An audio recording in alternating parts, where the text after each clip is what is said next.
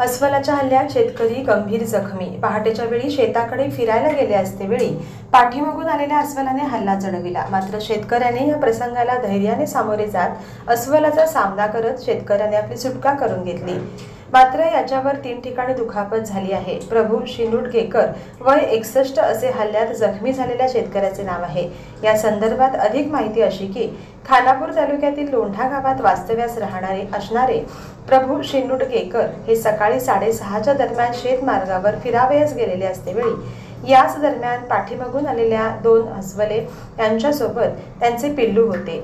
यातील एका अस्वलाने त्यांच्यावर हल्ला केला। वारंवार 2 ते 3 वेळा अस्वलाने हल्ला केल्यानंतर प्रभू शिनुडगेकर यांनी प्रसंगावधानाने आणि धैर्याने अस्वलाचा सामना करत तेथे असलेला दगड घेऊन अस्वलाच्या दिशेने भिरकावला।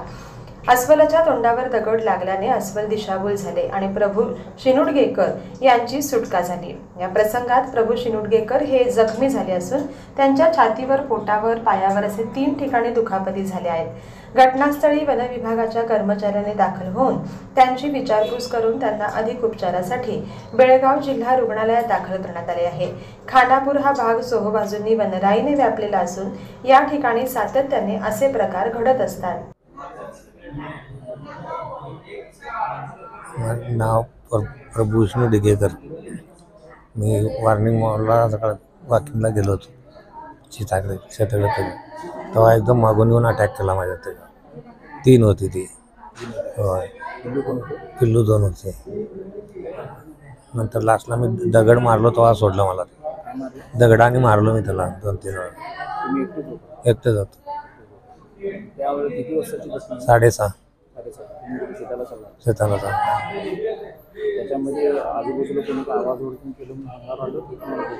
मला मी त्याला बघितलं नाही, तेच मला बघून एकदम डायरेक्ट पाडवला मला मागच्या बाजूने।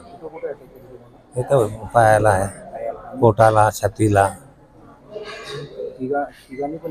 नाही एकट्यानंच, ते दोन्हीने काय केलं नाही। आले होते इथं सोडून आले होते सगळे रेंजर फॉरेस्टर सर्व आले इकडे घेऊन आले।